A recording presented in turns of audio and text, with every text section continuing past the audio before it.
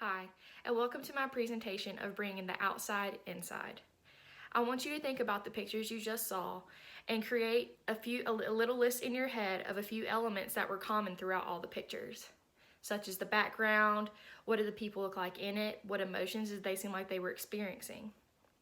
Now, I want you to think about a normal healthcare facility that you walk into every day, a hospital, a retirement home, or even your own home.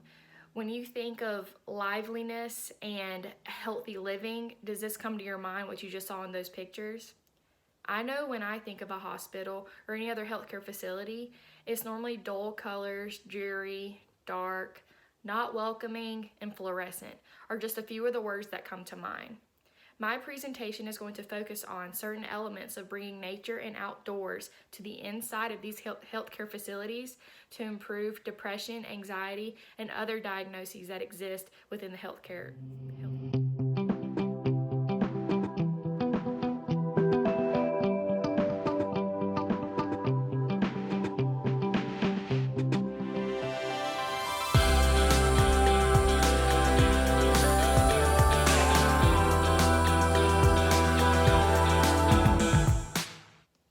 So what's a presentation without knowing what you're about to learn about?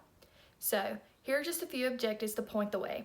We first want to identify certain links that can stay in between dementia and depression and other diagnoses such as anxiety or PTSD. Then I want to explain a few diagnoses other than just depression, anxiety, and PTSD that can relate to occupational engagement and activity with ones being placed with outdoor elements inside their indoor environment. I then want to explain how certain and specific changes can be made to the indoors that can include outdoor elements being both simple and complex. I want to show how these measures can be positive, and then I want to show safe and productive ways that these changes can be made while also being budget friendly.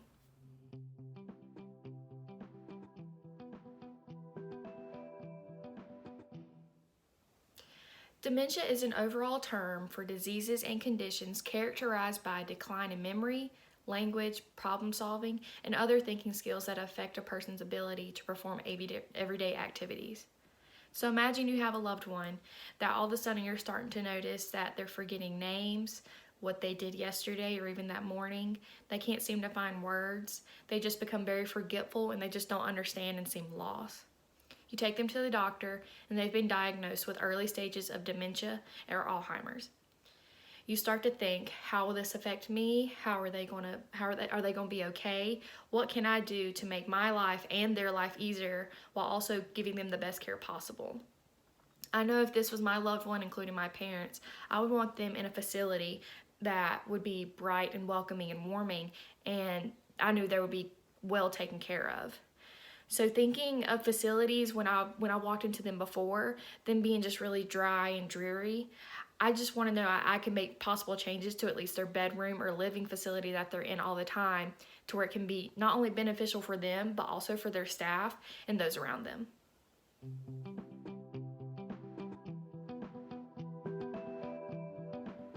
Dementia is more common than a lot of us realize.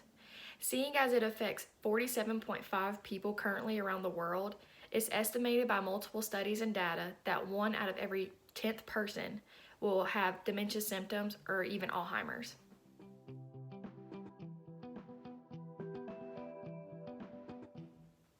Depression. We all know the term, we've all heard of it, we may have even experienced it. But when it comes to dementia, it can increase the forgetfulness, the feeling of isolation, and being lost. Especially with those in the elderly population, they experience these symptoms in more of a physical way, such as headaches, stomach aches, anxiety, and again, isolation, which can lead to discouragement of increasing fear of aging. Fear can lead to inactivity, which also increases the inability to exercise, decrease endurance and flexibility. All around, this can decrease someone's ability to engage in their occupational performance throughout the day.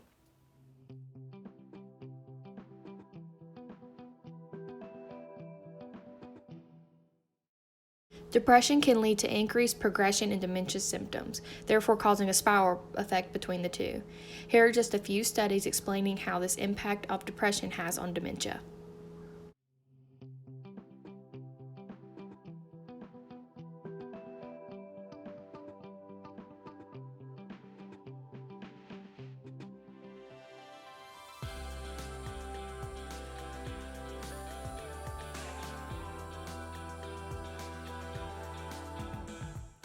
with the information you've received so far, I'm going to show you a quick video on how nature and outdoor elements can help boost one's mood, anxiety, depression, and all sorts of other diagnoses that even have to deal with healing, being post-surgery or rehab. Anesthesiology is a lot more challenging than it looks because it's mostly math. Environment affects health, and I want to quantify it. See if we can have a positive impact on patient health pre and post-op, even reduce the need for heart surgeries. What kind of environments? A patient's weight, their estimated blood volume, their lung function, all these variables have to be accounted for. Plant life improves physical well-being. It decreases anxiety and lowers blood pressure, increases attentiveness. Parker, leave that tree by the window. I want to forget that we are in the city. This is a jungle. It takes careful calculation to suspend a person between life and death. Now, after seeing the acute care side or preventive care side of that specific video, I now want to show you a video based on the mental health side of things, showing how being outdoors and being involved in nature can decrease depression and increase one's ability to just feel better in general throughout their whole entire life.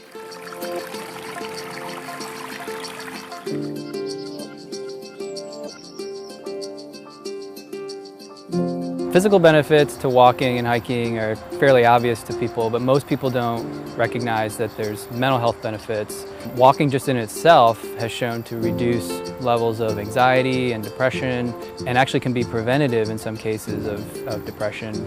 But there's even more evidence now that doing it in nature, in natural surroundings, improves those results even further. Something about being in nature is calming to humans. We seek environments that seem calming and protective to us. And so they've actually started to show that people's brains work differently when they're in nature compared to when they're in an urban setting. So it's thought that being in a natural setting can change the way that we think, and that affects our emotions, and it reduces our anxiety levels and our stress levels. When you're in nature, there's a thought that different parts of your brain are activating, the parts that are related to being on edge or being calmed down, and so that leads to physical changes too. So reductions in your blood pressure, reductions in your heart rate, and again, it's calming those areas of your brain that are related to stress and anxiety.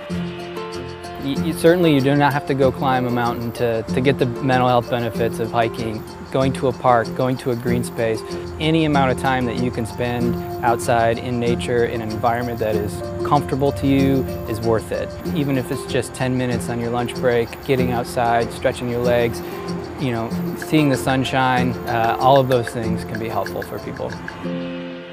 You know, mental health benefits can impact anyone. It doesn't have to be someone who's depressed or anxious at baseline that's going to get benefits from this. It's anyone on any given day who's you know, a little bit stressed out, maybe they've got a deadline coming up. You're going to get that benefit from getting out into nature, even just for a little bit amount of time. So with this information, you've seen how changing the environment can be implemented within a hospital, and then just taking outside walks or hikes or anything, and how nature can be implemented and improve one's mental health and physical health. With that being said, I want to show this next video and show how a care facility for a retirement home for those dealing with dementia turn their inside into the outside to help their patients.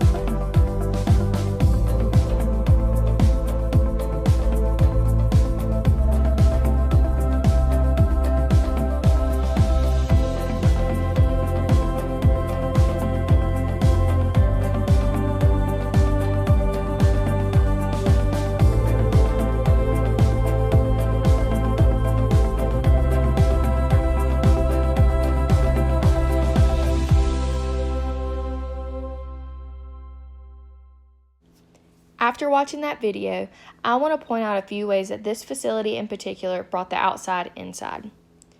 First, you notice the greenery that was laid down within the hallway. This isn't grass, this is green turf. It's safer, you don't have to cut it obviously, and it's easily cleaned.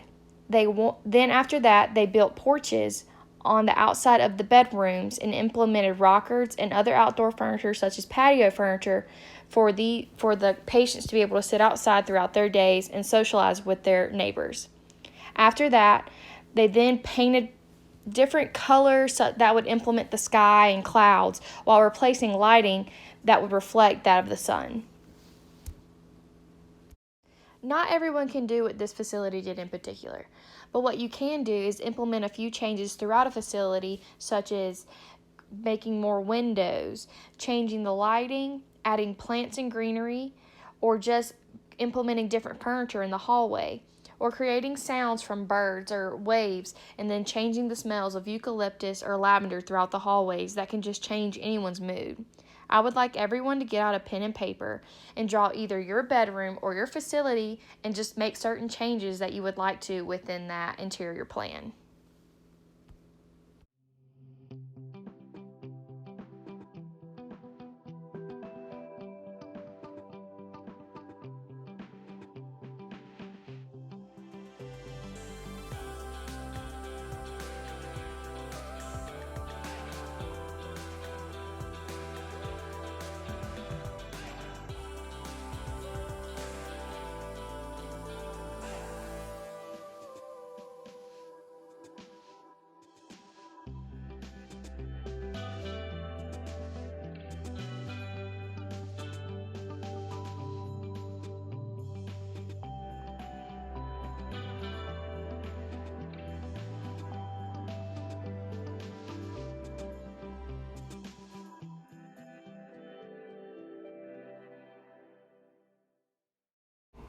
When I think of a space I would want to live in, I want it to be warm and welcoming.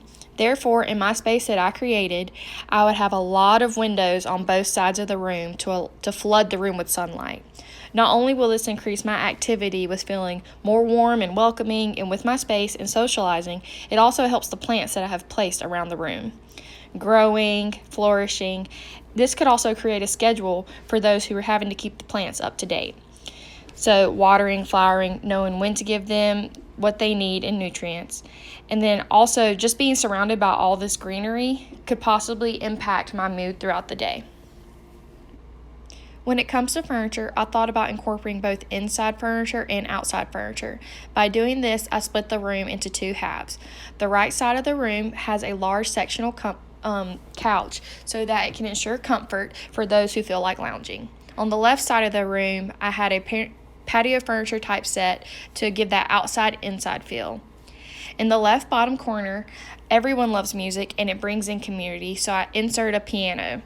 Although there will be background noise such as birds or sea waves, I just ensured that anyone who can play the piano can come in and join. Now that everyone has their own ideas mapped out on a piece of paper, I would like you to get with your peers around you and just share new ideas, possible changes that you would like to make to your own facility, personal likes and dislikes, and then making changes if needed if you would just rather not have what you wrote down in the first place.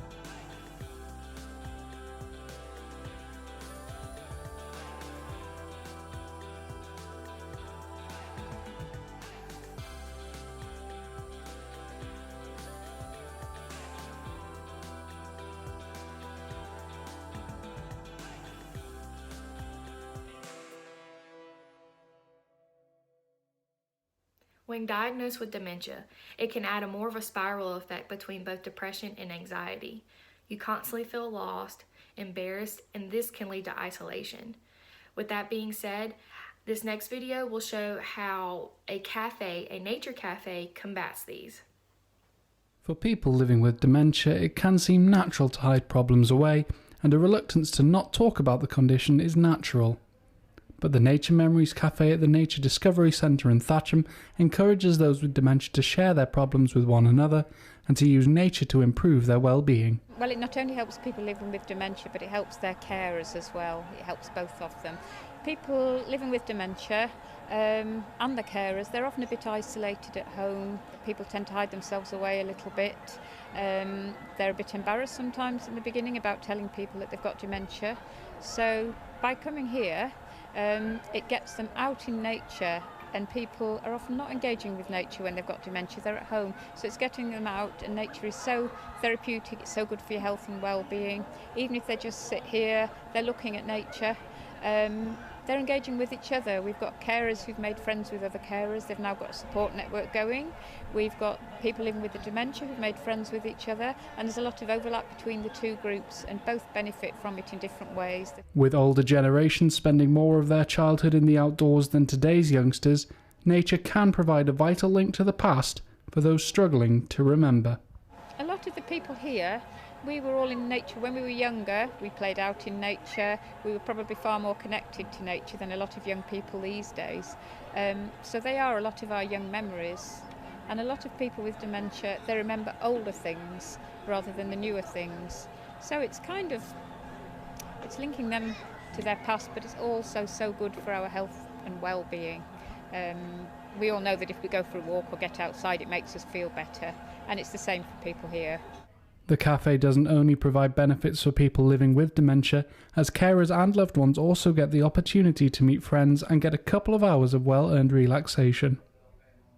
I'm here with my wife because I've been diagnosed with dementia, and I bring her along because she's my carer, but she absolutely loves it.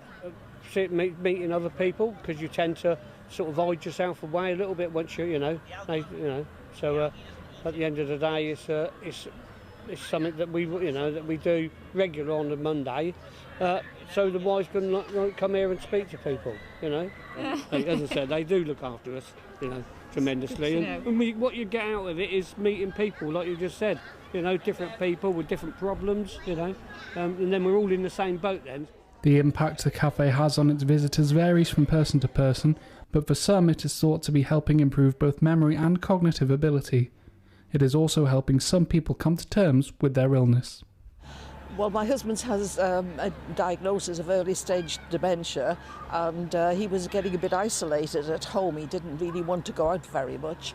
So since we've been coming here, we find we've made a new group of friends. Previously, because his memory hasn't been very good, the only things we seem to be concentrating on were hospital appointments and things like that. Well, now when at a weekend, he'll sometimes remember on a Saturday or Sunday, we're going to the memory clinic on a Monday, and it's something he looks forward to. At first, when he had the diagnosis, he was very wary about anyone knowing about it. But when he's here and he sees other people have a similar diagnosis, he isn't so anxious about it. With many dementia sufferers feeling lonely and isolated, this cafe is reaching out and offering them a support network in which they can feel comfortable talking about their condition. While nature is playing its part in helping those people out, it seems the biggest benefit of the cafe is showing people with dementia they don't. I personally really love an outdoor feel within my own space.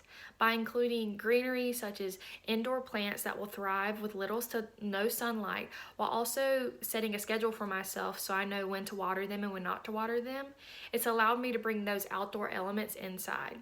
Here are a few plants that you can bring into indoor facilities that are easy to take care of and allow people with dementia to set a schedule and help with their memory. This is a snake plant. It is a classic yet versatile houseplant with sword-like leaves for the design. It is excellent for the forgetful gardener, and it's considered a top air purifier for plants that thrive with indoors. This plant, being as it's called the good for forgetful gardeners would be good for patients with dementia, seeing as they wouldn't have to keep up with it too much. Watering it at least once every 2 weeks and keeping it within a window area or somewhere where light can come in. It doesn't have to have direct sunlight. These plants would be awesome for indoor areas such as bedrooms or common community areas. This is an amaryllis plant. It's surprisingly easy to grow for it being indoors. Although it needs a ton of sunlight, as long as you have some soil, water, and a bright windowsill, along with a little patience, this plant can be turned into an easy gift, seeing as the bulbs bloom into beautiful flowers. So whenever someone comes to visit your client, being family members or friends, this could be a plant they grow within their room to keep the atmosphere upbeat while also engaging them in social activity in preparation for giving a gift. The aloe plant has many great properties, one of them being that they're easy for indoor growth. Not really focusing on the water aspect of it, but as long as you rotate the plant within direct windowsill sunlight once or twice a week, it's an easy way to grow an aloe plant. I had the awesome opportunity to connect with a married couple here in the greater Knoxville area and interview them on how being active in the outdoors has helped them both socially, increased love within their marriage, build a community, and help them stay active at their age. Here's Steve and Laurie.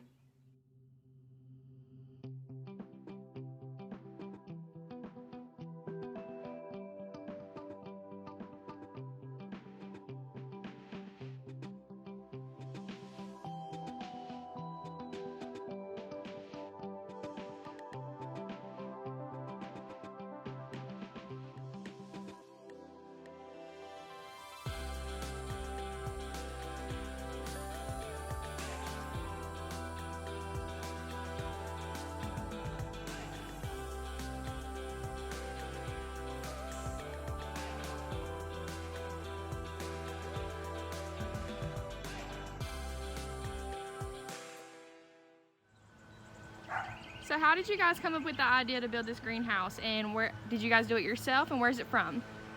Lori went to UC Davis where she got her degree at. It was in, she did a lot of work at the greenhouses there, and so she's always been fond of plants and all that. So and her degree's in horticulture, so she always wanted one of these. You made it happen. I didn't make it. Oh! She worked her fanny off. She did some kind of job. I can't remember what it was, but she made enough money to buy this. And we put it together. Only trouble is, I wouldn't recommend anybody buying it for anything other than storing plants over winter. Because it's too hot and you can't regulate the temperature.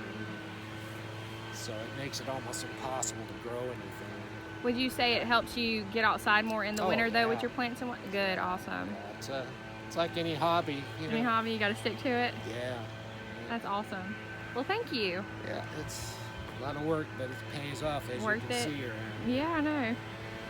Everything you see here wasn't here when we bought this.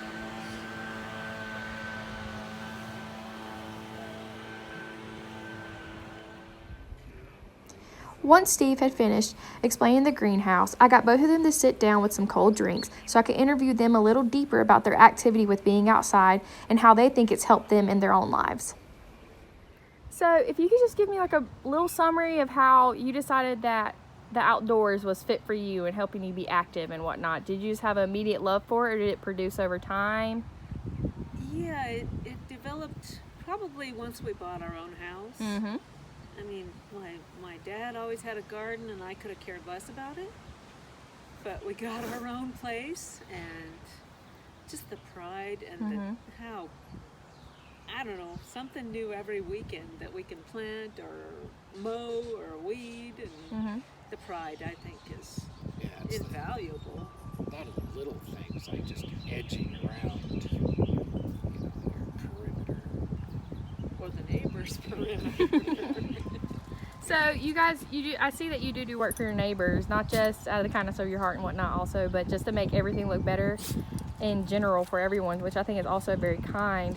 But being able to do that for others outside, would you say that makes you not just feel better with helping others, but also within yourself and your activity? Oh yeah. Oh yeah. That's awesome. Yeah, it makes us feel. Makes everybody feel better. Yeah, I know, I enjoy it. So. Oh yeah, you benefit. But yeah, our next door, our elderly neighbor next door.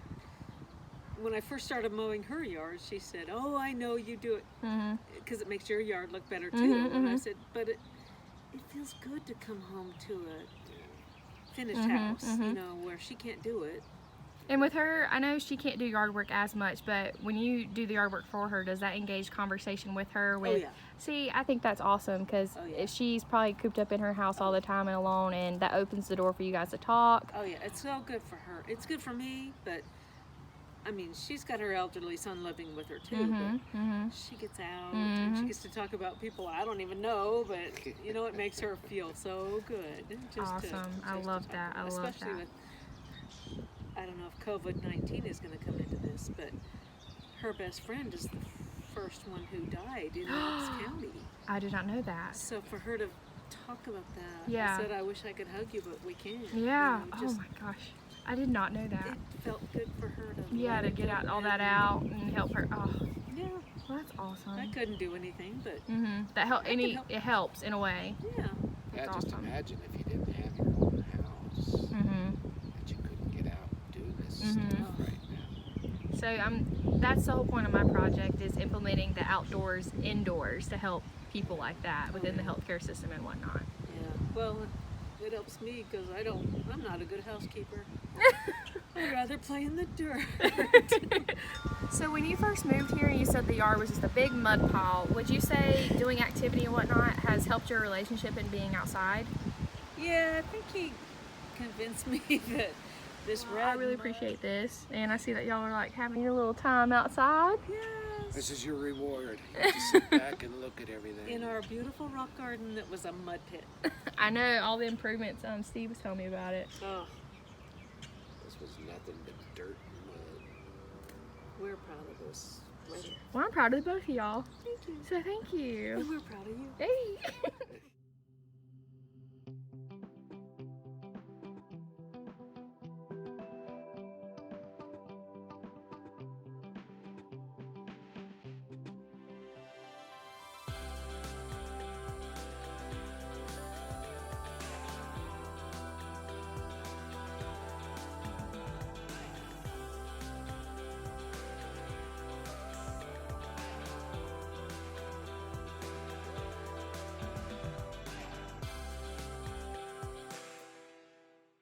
I hope you enjoyed this presentation and it helped with your understanding of how bringing outdoor elements to the indoors can increase occupational engagement, decrease depression and anxiety, and help not just the person diagnosed with dementia or depression, but also help those who are caregivers and healthcare providers. To end my presentation, I would like to offer a survey for you all to take and make extra comments on what you learned and how this presentation could possibly be better. Thank you in advance, and I hope to hear back from you.